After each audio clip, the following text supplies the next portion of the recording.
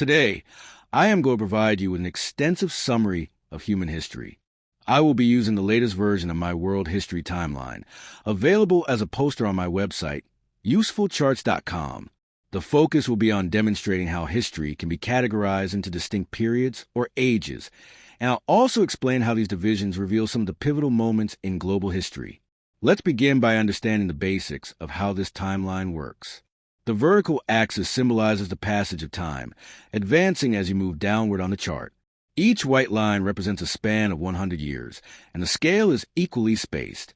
This means the distance between two lines is the same at both the top and the bottom of the chart. This consistent spacing ensures that comparisons can be made accurately, providing a clear perspective on time. Horizontally, the chart is divided into different global regions. On the far left, you'll find the Americas, followed by Africa, Europe, Asia, and finally, the Pacific Islands. Each line represents a particular culture, civilization, or empire, with the width of the line indicating the relative significance of that culture in comparison to others from the same time period or region. Next, let's explore the terms AD and BC and their modern counterparts CE and BCE. AD stands for Anno Domini, meaning in the year of our Lord in Latin, referring to years after the birth of Jesus Christ. BC stands for before Christ. However, most scholars now agree that Jesus was likely born around 4 BC, so the timeline may be slightly off. It's essential to understand that there is no year 0. The year 1 BC is immediately followed by AD 1. Today, historians often use the term CE, Common Era, and BCE, before Common Era, to offer a more neutral approach, since approximately 75% of the global population is not Christian.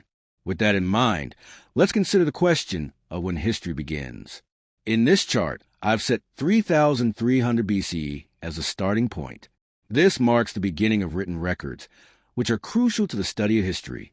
Anything before writing emerged is categorized as prehistory. Prehistory extends far beyond 5,300 years, covering the history of Homo sapiens for around 200,000 years. The history of Earth itself dates back roughly 4.5 billion years, but this chart focuses on the era after written records began.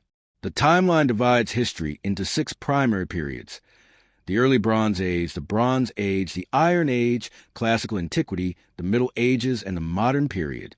Let's explore each of these periods briefly. The Early Bronze Age is marked by the introduction of bronze tools and the creation of writing systems.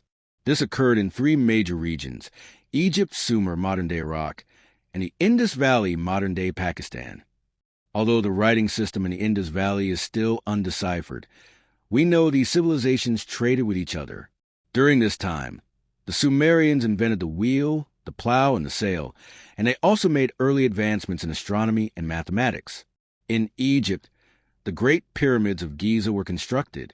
In South America, the Norte Chico civilization thrived in present-day Peru.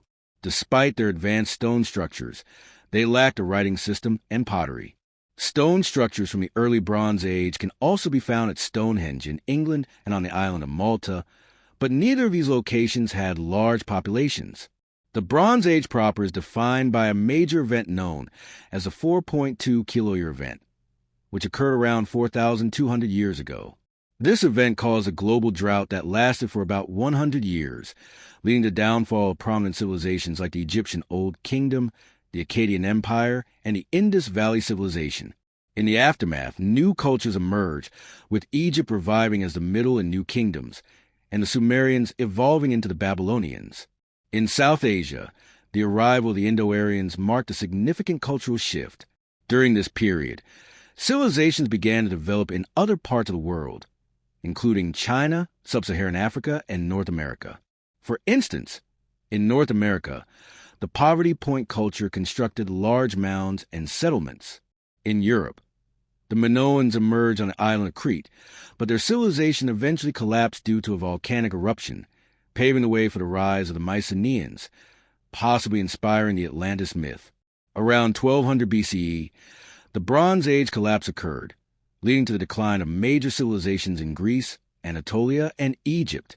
This period transitioned into the Greek Dark Ages, a time when much of the historical record for the region was lost. Interestingly, Many well-known legendary stories, such as those in the Jewish Torah, the Greek Iliad, and the Hindu Mahabharata, are believed to have emerged during this time. This period also saw the development of iron technology, marking the beginning of the Iron Age. The classical antiquity period, beginning around 600 BCE, is marked by the presence of written histories. Unlike earlier periods, we now have detailed records from historians such as Herodotus, often referred to as the father of history. This period saw the rise of great civilizations like Greece, Rome, Persia, and China. It was also a time of moral and philosophical development, with the contributions of Greek philosophy, the Bible, Hindu and Buddhist scriptures, and Confucian teachings shaping the foundations of Western and Eastern thought. The Middle Ages followed the fall of the Western Roman Empire around 500 CE. This period, also called the medieval period, serves as a bridge between ancient and modern history. While the term Dark Ages is often used, it primarily applies to Western Europe, where migrations and conflicts led to dramatic changes. Meanwhile, other regions, such as the Middle East and China, experienced new golden ages. The rise of Islam and the spread of Christianity reshaped the political landscape, while the Mongol Empire expanded, becoming the largest land empire in history. Finally, we arrive at the modern period, which began with the Black Death, the Second Bubonic Plague. In the 14th century, the plague wiped out up to 50% of the population in some cities, sparking the Renaissance, renewed interest in classical art and philosophy. This period also saw European colonization of the Americas and major advancements in science and technology, leading to the Industrial Revolution and the technological age we live in today. Looking at the transitions between each of these periods, we notice recurring patterns involving climate events, migrations, and pandemics. These factors have profoundly shaped human history, and as we face similar challenges today, it raises the question: are we on the cusp of entering a new phase in human history?